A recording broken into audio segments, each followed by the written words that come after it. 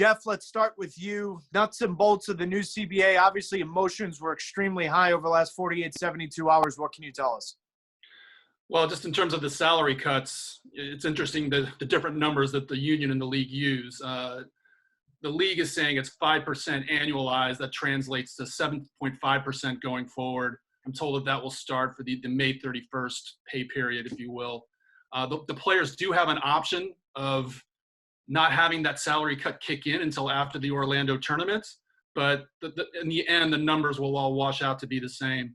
There were some changes to the revenue sharing agreement where the players will have a cut of the new broadcast rights deal go into salary budget and general allocation money.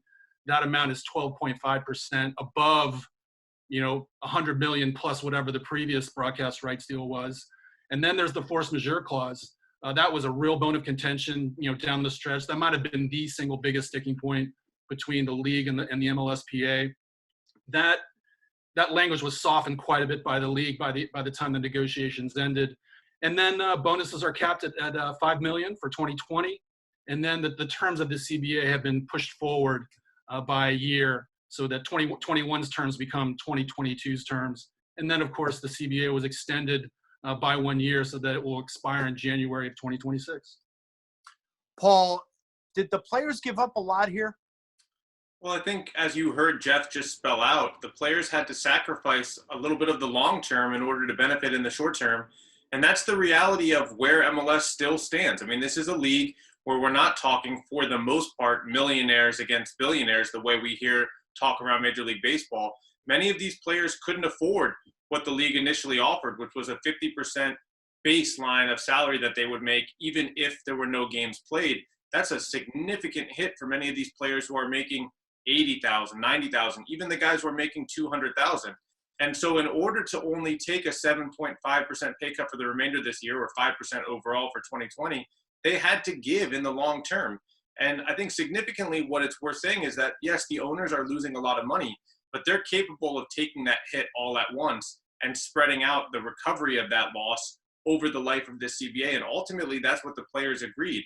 In order to not take the losses up front by seeing their salaries slashed at a significant percentage, they gave up a ton in the CBA. I think it's not an insignificant thing that the force majeure clause was inserted into the CBA.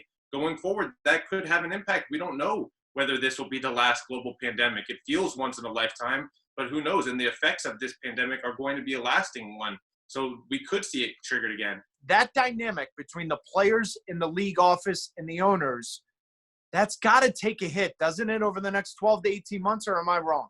I think it's already taken a hit. The players came out of the CBA negotiations this offseason feeling pretty positive about their relationship with the league, and they do not feel like that anymore. The conversations that I've had with a bunch of different players over the last 7 to 10 days or whatever it's been have indicated that, they don't feel like the league matched their willingness to cooperate or their good faith in these negotiations in a lot of different ways. And that stung. And I think some guys walked away from these negotiations, maybe with their eyes a little bit wider. I think there is another part of this, though, from the player side of things. And this part has been universal in every player I've spoken to about it.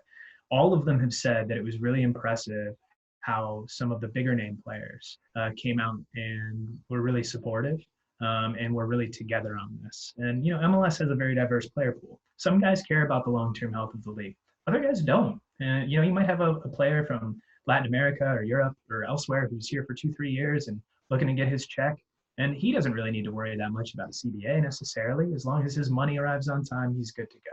But the sense I've gotten from players is that all of those different types of players came together on this and kind of put their line in the sand. They didn't cross it. And when the league made that lockout threat, they came together and MLS ended up walking back some of that language. So, they gave up a lot, but they feel good about how they were able to stay together. And it's going to be interesting to see if that remains the case going forward. Now let's welcome in Jon Champion. John, we just heard from Sam, Paul, and Jeff about the nuts and bolts of the CBA and that dynamic between the players and league office. MLS is back. Your initial reaction? Relief. Obviously delight as well, but relief more than anything else. Thank goodness that it is back, because I was getting really worried these last few days as you were leading the reporting in many respects of the way that this was unfolding, and that perhaps there was the better than even chance of a lockout even 48 hours ago. And now we can look forward with some confidence. I just think, and I would have screamed across the Atlantic if I felt I could have done it, Don Garber and Bob Foose and everyone centrally involved, that in the midst of not one, but arguably two now global crises, but the pandemic first and foremost, because that's the thing that's occupied us for so long. In the midst of that, people don't care about what they would see as petty labour disputes. They care about having some live sports to watch. And it would have been cataclysmic for Major League Soccer to have blank screens when they could have had the attention of the nation. So I'm just so delighted and above all, as I said, relieved that yes, we are coming back. Absolutely, John. Couldn't agree with you more, because the paying customer right now, over 25 million people unemployed in the United States, they don't have time for any labor disputes about the now and even the future. Now let's look at the now, though, for MLS. They wanted to be the first league that comes back, but now with the timeline they're coming back, you're over there in England, they're going to be right in the thick of it being compared to some other big leagues. Yeah, they're going to be right in the thick of a very crowded marketplace. So this idea of being the trailblazers, the first major league back, that's gone now. That's no fault of anyone's. It's partly a feather in the cap of some of the leagues like the Bundesliga, to a lesser extent La Liga, Serie A and the Premier League, who've accelerated their own plans perhaps more quickly than they'd expected to even a few weeks ago. But I'm aware from my insight into my colleagues, former colleagues at the Premier League, that they are planning when they return to have bells and whistles on their coverage. So we're going to see things that perhaps we haven't seen before. We have in US sports, but not in the UK. So things like manager interviews as they walk back towards the pitch at half time. The broadcasters are pushing hard for locker room access, which is really the holy grail, certainly in Europe, even if it's widespread in the US. So we're going to see things like that. And Major League Soccer's coverage, of which we are going to be a central part, I very much hope, Taylor, is going to have to measure up and in some ways even exceed in some respects that. So we need to come up with one or two new bells and whistles of our own, and the look of the Major League Soccer product on screens, not just in the US, but right around the world via the world feed that we will be producing and sending out. It has to look absolutely grade A1.